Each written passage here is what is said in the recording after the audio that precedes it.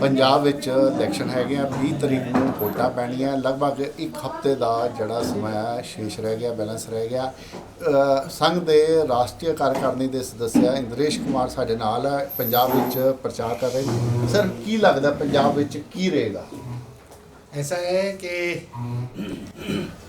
पूरे भारत के अंदर भी ये प्रश्न है और पंजाब में विशेष प्रश्न है कि मतदाता वोट किसको दे।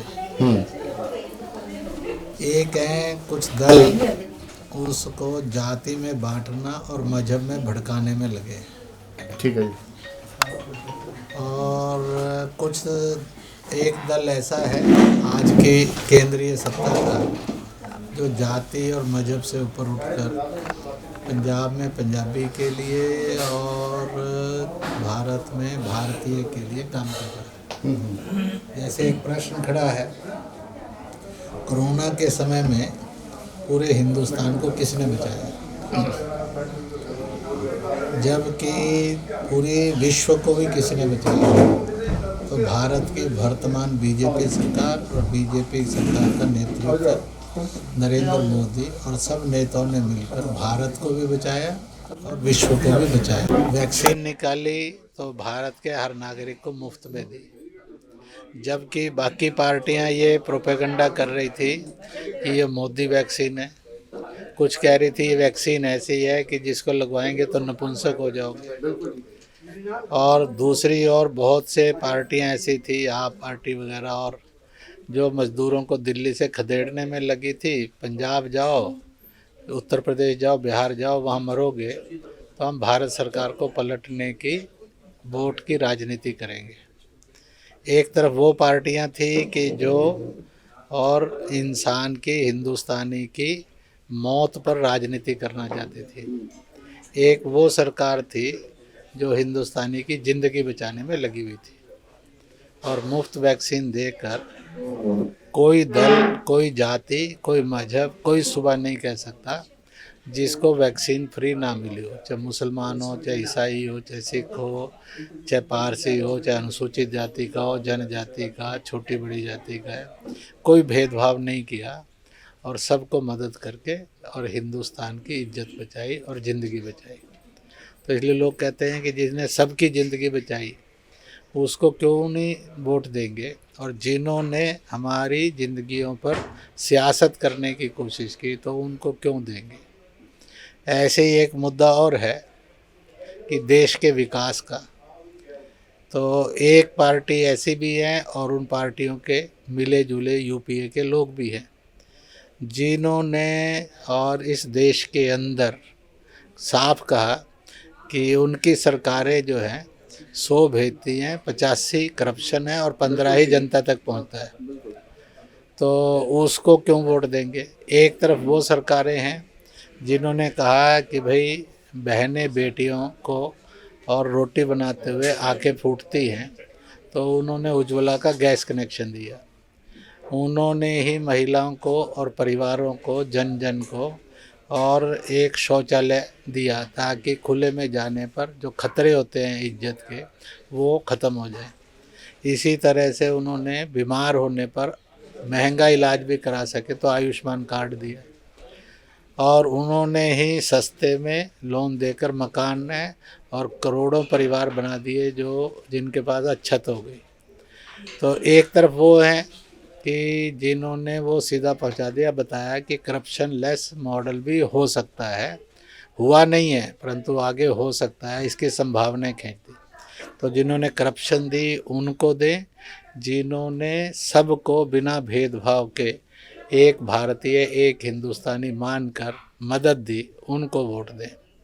इसी तरह से 3 साल 5 साल पहले वो हुकूमतें भी देखी सूबों में और देश में 7-8 साल पहले कि बिजली ढूंढने पर भी मिलती नहीं थी। मुझे पंजाब का गोवा का उत्तराखंड का उत्तर प्रदेश का वो इंटरव्यू भी ध्यान में है। गांव के बुजुर्ग कहते थे बिजली हम लालटेन और मोमबत्ती जलाकर दोपहर 12 बजे उसको ढूंढने जाते हैं है कहाँ पर, और आज वहीं पर 14 घंटे 16 घंटे बिजली है। तो जिन्होंने अंधेरे में रखा उनको वोट दें या जिन्होंने रोशनी में लाया उनको वोट दें, तो क्यों नहीं देंगे। मैं एक टीवी 9 की डिबेट में था ना, रिपब्लिक भारत की डिबेट में भी था और टीवी 9 की में था। वहाँ सारे मुस्लिम नेता थे हर पार्टी के। उनकी इच्छा थी कि इंद्रेश जी हमारी बात सुने। उन्होंने सब ने एक दूसरे पर आरोप लगाए, तुम्हारी सरकार में इतने दंगे हुए, तुम्हारी सरकार में इतने दंगे हुए। हर एक की सरकार पर उन्होंने लगाया, कांग्रेस पर भी लगाया उन्होंने, आप पार्टी पर भी लगाया, समाजवादी पार्टी पर भी लगाया, बहुजन पर भी लगाया, AIMI पर भी लगाया, और भी पार्टियों पर लगाया, BSP पर भी लगाया, परंतु किसी ने योगी मोदी सरकार पर नहीं लगाया। तो मैंने पूछा कि आपने इन पर नहीं लगाया, तो ये दंगा मुक्त हिंदुस्तान का मॉडल है, वो दंगा युक्त है। तो दंगे वाली सरकारों को वोट देना कि दंगा मुक्ति वाली को देना। तो इस प्रकार से कहीं ना कहीं एक मुफ्त बांटने वाली है। मुफ्त बांटने का मतलब लोगों के मन में ये सवाल खड़ा हो गया है कि हमें मुफ्त दे रहे हैं कि अपने घर से दे रहे हैं। तो पता लगा नहीं। तो जो गरीब से गरीब आदमी टैक्स देता है और देश का बड़े से बड़ा नागरिक कर टैक्स देता है, जो हमारी सुरक्षा पर, विकास पर और वेलफेयर पर लगना चाहिए था, उसको मुफ्त बांट रहे हैं। और एक किस्म से जो पार्टियां मुफ्त बांटने की घोषणा कर रही हैं, लग रहा है कि ये तो हमें भिखारी मान रही है और वैसे भीख देंगी तो हमारी वोट को खरीद रही हैं। Indirectly it is a vote purchasing system, जो बहुत ख़तरनाक है कि खुददार बनने के बजाय भिखारी बन जाएंगे, ये खरीदेंगे और वोट लेकर ये तो राजा बनेंगे और हम गरीब प्रजा हो जाएंगे इसकी, जो उनके भीख पर जिंदा रहेगी। तो ये एक बड़ा ख़तरनाक साजिश है और लोगों को लगता है कभी ऐसे में चुपचाप कोई पार्टी किसी चीन वगैरह के हाथ में बिक गई, कह दिया शराब मुफ्त, बिजली मुफ्त, खाना मुफ्त, और ऐसा तो नहीं होगा 50 साल 25 साल के बाद देश गुलाम हो जाएगा। हमने इतना बड़ा बलिदान देकर स्वतंत्रता लाई और फिर गुलाम कर दें। इस दहशत में भी अब लोग रहने लगे हैं, सोचने लगे हैं कि ये क्या है मुफ्त की राजनीति। तो इसलिए स्किल सिखाओ, श्रम सिखाओ, हमें उद्योग दो, हम अपने पैरों पर खड़े होकर एक खुददार भारतीय बने, हिंदुस्तानी बने, और ना कि और मुफ्त पर जीने वाले बने। इस प्रकार से और ये ठीक है, कोरोना के अंदर सारा देश जो गरीब और ज़रूरतमंद थे उनको भोजन दे रहा था, वो मुफ्त में भोजन नहीं था, वो उस समय की मुसीबत के समय में, और भाई की भाई को मदद थी, परिवार की परिवार को मदद थी, हिंदुस्तानी की हिंदुस्तानी को मदद थी। तो इस प्रकार से था और लोग स्वयं होकर भी ये काम कर रहे थे, परंतु ये ना होकर भीख मुफ्त, ये एक बड़ी खतरनाक है जो कल भविष्य को गुलाम बना सकती है। ऐसे सब प्रश्नों में से इस समय हिंदुस्तान गुजर रहा है।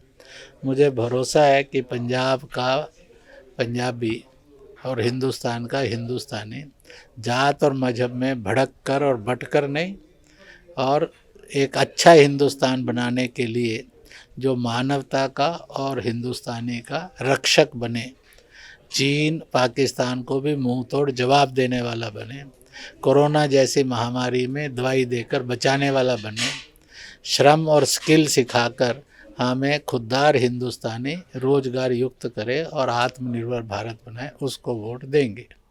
ਇੰਦਰੇਸ਼ ਕੁਮਾਰ ਜੀ, ਜਿਹੜਾ ਬੀਜੇਪੀ ਦੀਆਂ ਦੂਜੀਆਂ ਪਾਰਟੀਆਂ ਹੈਗੀਆਂ, ਵਿਰੋਧੀ ਧਿਰ ਦੀਆਂ ਪਾਰਟੀਆਂ ਹੈਗੀਆਂ, ਉਹ ਇਹ ਕਹਿੰਦੀਆਂ ਵੀ ਬੀਜੇਪੀ ਹਿੰਦੂਤਵ ਦੇ ਮੁੱਦੇ ਤੇ ਹਮੇਸ਼ਾ ਇਲੈਕਸ਼ਨ ਲੜਦੀ ਆ ਰਹੀ ਹੈ, ਪਰ ਇਸ ਵਾਰੀ ਮੈਂ ਤੁਹਾਡਾ ਸੈਮੀਨਾਰ ਜਿਹੜਾ ਅਟੈਂਡ ਕੀਤਾ ਹੈ, ਤੁਸੀਂ ਹਿੰਦੂਤਵ ਦੀ ਗੱਲ ਨਾ ਕਰਦੇ ਹੋਏ ਸਾਰੇ ਧਰਮਾਂ ਨੂੰ ਇਕੱਠੇ ਕਰਨ ਦੀ ਇੱਕ ਗੱਲ ਕੀਤੀ ਹੈ। ਕਿ ਬੀਜੇਪੀ ਨੇ ਜਿਹੜਾ ਹਿੰਦੂਤਵ ਵਾਲਾ ਮੁੱਦਾ ਸੀਗਾ ਉਹਨੂੰ ਛੱਡ ਦਿੱਤਾ, ਜਾਂ ਸੰਘ ਦਾ ਜਿਹੜਾ ਮੁੱਦਾ ਸੀਗਾ ਉਹਨੂੰ ਛੱਡ ਦਿੱਤਾ? ऐसा है, संघ का और बीजेपी का मुद्दा रहा है देश प्रेम प्रथम, देश प्रेम सदैव और देश प्रेम अंत तक, और इसलिए ये है। दूसरी बात ये है, हिंदुत्व सर्वसमावेशी है, यह कोई कम्युनल सांप्रदायिकता और कट्टरता नहीं है। आप यही बताइए, भारतीयता, हिंदुत्व या हिंदुस्तानियत या इंडियननेस, इसका एक ही है कि जो सब धर्मों की, सब जाति उपजातियों का एकता और एकात्मता के रूप में विचार करे। इसलिए मुस्लिम विद्वान में लिखा है हिंदुत्व भारतीय एकता एकात्मता है, ना कि माइनॉरिटी से दुश्मनी।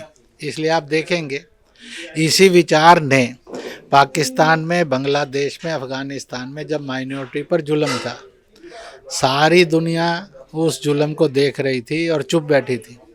हिंदुस्तान के सब दल भी देखे थे और चुप बैठे थे, और माइनॉरिटी के हमदर्द भी माइनॉरिटी के ऊपर होने वाले जुल्म में मुंह सील कर बैठ गए थे। पाकिस्तान, बांग्लादेश में खुले जुल्म थे। ईसाई पर जुल्म था, मुसलमान पर भी जुल्म था, जबकि वो मेजॉरिटी था वहाँ का, तो भी उसके बलूच पर जुल्म था, पख्तून पर जुल्म था, सिंधी पर जुल्म था, उसके बाल्टी पर जुल्म था, और उसके शिया पर जुल्म था, उसके अहमदिया कादियाँ पर जुल्म था, ऐसे फ़िरक़ों पर, बोरा पर जुल्म था, फिर वहाँ बौद्ध पर भी जुल्म था, अनुसूचित जाति पर भी जुल्म था। ऐसे समय के अंदर आप जिसको आरएसएस कहते हैं, जिसको बीजेपी कहते हैं, वही एक सरकार और पार्टी सामने आई और जिसने पूरी माइनॉरिटीज़ पर होने वाले जुल्म के खिलाफ आवाज़ बुलंद की, इंटरनेशनली भी, नेशनली भी। और इतना ही नहीं है, उसके लिए प्लान बनाया और बताया पाकिस्तान, बांग्लादेश, अफ़गानिस्तान में माइनॉरिटी पर जुल्म ये बंद करो। बाकी सारे दलों ने चुप्पी साधी। तो प्रश्न खड़ा होता है, वो प्रो माइनॉरिटी हैं कि एंटी माइनॉरिटी हैं? वो सब धर्मों की इज्जत करने वाले हैं कि सब धर्मों की राजनीति करके केवल भड़काने का काम करते हैं? और वो जब लाया कानून तो 103 ईसाई देश नहीं लाए, 54 मुस्लिम देश नहीं लाए, बौद्ध देश नहीं लाए, भारत के सियासी दलों ने उसकी खिलाफत की। दुखद बात तो ये है कि पंजाब के अंदर हमारा वो पंजाबी जो सिख है, उसने भी इस कानून का समर्थन नहीं किया। सीए लाया, उनको शरण देना, नागरिकता देने का सीधा कानून लाया। तो प्रश्न खड़ा होता है, जो हिंदुत्व हिंदुत्व चिल्लाते हैं, तो हिंदुत्व के मॉडल ने तो बता दिया, दे love and respect every minority, कि वो हिंदुस्तानी थे, हिंदुस्तानी हैं। तो ये है, जिन्होंने हिंदुत्व का विरोध किया उन्होंने तो कह दिया हिंदुत्व तो कट्टरपंथता है। दूसरी तरफ एक ने कह दिया भगवा और हिंदू आतंकवाद है।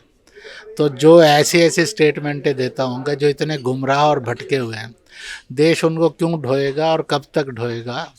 और इसलिए हिंदू को और हिंदुत्व को, भगवा को और बीजेपी को गाली देना, अब ये फैशन ख़त्म हो गया है, अब नहीं चलेगा। और मैं आपके द्वारा सारे पंजाब की और देश की जनता को कहूँगा, जो सच और सही है उसको समझें और उसको समझकर आज विश्व में भारत का और भारतीय का और भारतीयता का जो सम्मान बढ़ा रहा है, उस सरकार को वोट देकर और आतंक मुक्त, दंगा मुक्त, अपराध मुक्त और भूखमरी मुक्त, सबको, सबका कल्याण करने वाली जो सरकार है वो उसको लाएं, ताकि एक खुशहाल हिंदुस्तान बने और एक दुनिया को भी रास्ता दिखाने वाला और मदद करने वाला और बचाने वाला हिंदुस्तान बने। हिसाब जैसी घटनाएं क्यों हो रही हैं? ऐसा है कि जिन लोगों को भारत की एकता, अखंडता, सद्भाव, भाईचारा, शांति, तालीम और तरक्की से और परहेज है, दुश्मनी है, वो कहीं ना कहीं ऐसे ही और कभी बेटियों को भड़काते हैं, कभी मौलाना को भड़काते हैं, कभी किसी और को लेते हैं, और वह भड़काने वाली, बांटने वाली गंदी राजनीति करते हैं, जिसके कारण इस्लाम दागदार हो रहा है, मुसलमान शर्मसार हो रहा है, और वो ऐसे भड़काने वालों से दुखी है और वो चाहता है कि हमें भड़काने वाली राजनीति बंद करो। हम हिंदुस्तानी थे, हिंदुस्तानी हैं और हिंदुस्तानी ही जीना चाहते हैं। इसलिए वो बांटो और भड़काओ और देश की एकता और अखंडता को तहस नहस करो। जो इस माइंड सेट के हैं वो ये धंधा कर रहे हैं, वो किसी भी पार्टी के होंगे, चाहे किसी भी मजहब के होंगे। इंद्रेश जी, कैप्टन अमरिंदर सिंह जिस टाइम 2017 ਚ ਜਿਸ ਟਾਈਮ ਸਰਕਾਰ ਬਣੀ, ਉਹਨਾਂ ਨੇ ਬਹੁਤ ਵੱਡੇ ਵੱਡੇ ਵਾਅਦੇ ਕੀਤੇ ਸੀ। ਉਹਨਾਂ ਨੇ ਕਿਹਾ ਸੀ ਨਸ਼ੇ ਦੀ ਅਸੀਂ ਲੱਕ ਤੋੜ ਦੇਵਾਂਗੇ, ਬੇਰੁਜ਼ਗਾਰੀ ਅਸੀਂ ਖਤਮ ਕਰ ਦੇਵਾਂਗੇ, ਪਰ ਉਹ 4.5 ਸਾਲ ਕੁਝ ਨਹੀਂ ਕਰ ਸਕੇ। ਅੱਜ ਉਹ ਤੁਹਾਡੇ ਨਾਲ ਫਿਰ ਚੁਣਾਵ ਮੈਦਾਨ 'ਚ ਆ। ਤੁਹਾਨੂੰ ਲੱਗਦਾ ਵੀ ਉਸ ਚੀਜ਼ ਦਾ बीजेपी ਨੂੰ ਕੋਈ बेनिफिट होएगा? ऐसा है, एक तरफ वो हुकूमतें हैं जो कहती हैं हम नशा देंगे। कम से कम कैप्टन अमरिंदर सिंह ने एक संकल्प तो किया है कि हम नशा मुक्त करेंगे। आप पार्टी ने तो नहीं कहा, वो तो कहते हैं हम शराब की दुकानें खोलेंगे। नहीं, ऐसा भी नहीं कहा। दिल्ली में तो यही कर रहे हैं। दिल्ली में जरूर किया तो है, जो उसको किया सरकारी को प्राइवेटाइज तो किया। इसलिए कि जब वहाँ किया है तो पंजाब में क्या करेंगे? एक मॉडल है ना पार्टी का। दिल्ली मॉडल है जिसको वो लागू करने की बात कर रहे हैं। हाँ, तो इसका मतलब है कि शराब की दुकानें खोलेंगे और कहेंगे शराब पियो। तो इसलिए एक तो है कम से कम उसका संकल्प है, मान लो वो 4 साढ़े 4 साल में नहीं कर सका तो आगे करने के लिए स्कोप मिलेगा तो करेगा। कम से कम वो ये तो नहीं कहने वाला है ना कि मैं नशा दूंगा, वो ये तो नहीं कहने वाला कि मैं नशा वालों की हिफाजत करूंगा। बीजेपी लगातार 4.5 साल उनका विरोध करती रही है जब वो सत्ता में थे। मेरा क्या कहना है कि विरोध करती रही, ये भी सच है, आज वो साथ है, ये भी सच है। और इसलिए पार्टियों के अंदर लोगों का अदल बदल होना ये एक स्थायी चीज़ है। अब मान लो उसको ये लगता है, क्योंकि उसने साफ कहा किसान बिल वापस होने चाहिए, ना आप पार्टी चाहती थी ना कांग्रेस चाहती थी, वो चाहती थी किसान बिल बने रहें और किसान विद्रोह करते रहें, किसान मरते रहें, हिंदुस्तान के 130 करोड़ लोग तकलीफ़ में बने रहें, रास्ते बिगड़े रहें, सड़कें खुदती रहें। ये चाहते हुए वो अपनी राजनीति करना चाहते थे। ये उन्होंने अगर अंदर थे तभी तो ये आरोप लगाया है। इसका मतलब है कि उनको भी लगा होगा कि ये शैतान इस तरह के हैं। तो मेरा ये कहना है कि प्रश्न कौन साथ है और कौन नहीं है, प्रश्न ये है कि हमारा मिशन क्लियर है, देश का 1 इंच कम ना हो, कहीं आतंकवाद में या आक्रमणों में देश का एक भी फौजी मरे नहीं, देश की जनता ऐसे गलत रास्तों पर भटके नहीं। इसका कमिटमेंट यह है, कोई साथ आए या साथ बदले, बीजेपी का था, है और रहने वाला है। बीजेपी ने क्या किया सर, इलेक्शन सिर पर है और इलेक्शन से सिर्फ 10 दिन पहले बाबा गुरमीत राम रहीम सिंह को उन्होंने बेल आउट कर दिया। और ओपोजिशन का ये कहना है कि बीजेपी ने ये जो किया सिर्फ इलेक्शन में बेनिफिट उठाने के लिए किया गया। ऐसा है कि जो ये कह रहे हैं बीजेपी ने किया, इसका मतलब है कि वो देश का ना लोकतंत्र जानते हैं, ना संविधान जानते हैं, ना न्यायपालिका जानते हैं। न्यायपालिका ने किया है, न्यायपालिका ने किया है, बीजेपी ने नहीं किया है, न्यायपालिका ने किया है। अगर वो कहते हैं कि न्यायपालिका ने नहीं किया, बीजेपी ने किया, झूठ बोलते हैं, नफरतवादी बोलते हैं, गलत बोलते हैं। न्यायपालिका ने उसको मुक्त किया है, वो ये कहते हैं बीजेपी ने छुड़वा दिया है। इसका मतलब है कि वो चाहते हैं कि वो जेल में रहने चाहिए। जुर्म तो काफी संगीन था। तो न्यायपालिका से प्रश्न करें ना, वो न्यायपालिका जाए ना, न्यायपालिका में जाकर चैलेंज करें ना। जो ये पार्टियां आरोप लगा रही हैं, वो कह रही हैं उस पर जुल्म संगीन था और वो अंदर था। उस समय उन्होंने कहा कि बीजेपी वालों ने उनको अंदर कर दिया है, आज वो कह रहे हैं बीजेपी वालों ने छोड़ दिया। इसका मतलब है देश की डेमोक्रेसी, कॉन्स्टिट्यूशन का अपमान करते हैं, बाबा साहब का अपमान करते हैं, मास्टर तारा सिंह का अपमान करते हैं, वो नेहरू का भी अपमान करते हैं। तो जो पार्टियां इतना करती हैं कि संविधान का ही अपमान करती हैं, संविधान निर्माताओं का ही अपमान करती हैं, तो उनसे आप किस डेमोक्रेसी की उम्मीद करेंगे? क्योंकि it is all job of न्यायपालिका, उस न्यायपालिका का काम है ये। उसने उनको अरेस्ट किया, उसने ही पैरोल पर, फरलो पर उसको छोड़ा है। तो इसलिए इसको समझना चाहिए। और अगर उनको लगता है गलत किया है और उनको ये ठीक नहीं है, तो आखिरकार रोज़ घरों में भी वो मुकदमे लड़ते हैं, पार्टियों में भी लड़ते हैं। Let them challenge it in the constitution, in the court. वो ना करके आरोप प्रत्यारोप लगाकर उन्होंने सिद्ध कर दिया वह लोकतंत्र से और संविधान से नफरत करते हैं, वह लोकतंत्र, संविधान और न्यायपालिका का अपमान करते हैं। इंद्रेश जी, मुझे एक बात, मेरा लास्ट क्वेश्चन है, मुझे एक बात समझ नहीं आ रही। बीजेपी प्रेस कॉन्फ्रेंस करती है तो आम आदमी पार्टी के खिलाफ, कांग्रेस करती है तो आम आदमी पार्टी के खिलाफ, श्रोमणी अकाली दल प्रेस कॉन्फ्रेंस करता है तो आम आदमी पार्टी के खिलाफ। ये ऐसा क्या कारण है कि सारिया पार्टियां इको पार्टी का विरोध कर रही है, जबकि आम आदमी पार्टी पंजाब च कितने है ही नहीं सी? आप उनसे बात कर पूछिए, कि उनका वजूद नहीं, है। आप बड़े सीनियर हो, मैं तो इस करके आपसे मैंने तो कहा ना, पार्टियों का एजेंडा है, पार्टियों से पूछ लीजिए। मुझे जो कहना चाहिए था वो मैंने कहा है। मैंने बहुत साफ कहा है कि आप पार्टी वो पार्टी थी जिसने कोरोना के समय में मजदूर निकाल दिए। पंजाब में मरो, बिहार में मरो, यूपी में मरो, और हमें राजनीति करने दो।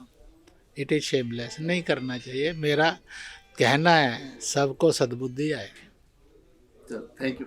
ਇਹ ਥੇ ਇੰਦਰੇਸ਼ ਕੁਮਾਰ ਜੀ, ਜਿਹੜੇ ਕਿ ਸੰਘ ਦੇ ਨੈਸ਼ਨਲ ਕਾਰਜਕਾਰਨੀ ਦੇ ਦੱਸਿਆ ਗਿਆ, ਔਰ ਉਹਨਾਂ ਦਾ ਕਹਿਣਾ ਹੈ ਵੀ ਕਿਸਾਨ ਅੰਦੋਲਨ ਨੂੰ ਆਮ ਆਦਮੀ ਪਾਰਟੀ ਅਤੇ ਕਾਂਗਰਸ ਜਾਰੀ ਰੱਖਣਾ ਚਾਹੁੰਦੀ ਸੀਗੀ ਤਾਂ ਕਿ ਦੇਸ਼ ਵਿੱਚ ਜਿਹੜੇ ਉਦਰਵ ਹੈ ਜਾਂ ਜਿਹੜੀ ਵਾਧਾएं ਹੈ ਉਹ ਲਗਾਤਾਰ ਜਾਰੀ ਰਹਿਣ ਔਰ ਪ੍ਰੈਜ਼ੈਂਟ ਗਵਰਨਮੈਂਟ ਨੂੰ ਉਸ ਦਾ ਨੁਕਸਾਨ ਹੋਵੇ। ਇਹ ਇੱਕ ਬਹੁਤ ਵੱਡੀ ਗੱਲ ਕਹੀ ਹੈ। ਮੈਂ ਦਿਨੇਸ਼ ਗੋਇਲ, ਕੈਮਰਾਮੈਨ ਦੀਪਕ ਦੇ ਨਾਲ, ਦੈਂਕ ਸਵੇਰਾ ਟੀਵੀ ਲਈ ਚੰਡੀਗੜ੍ਹ। वर्ल्ड फेमस बाबा सलीम खान 21 बार गोल्ड मेडलिस्ट। सारियां थावां तो निराश ਅਤੇ ਮਾयूस होने वाले एक बार फोन जरूर करो, जिवें चाहोगे उवें होएगा। It's my promise, immediately result, open challenge. इल्मा दे माहिर A to Z समस्यावां दा फोन ते घर बैठे करवाओ हल।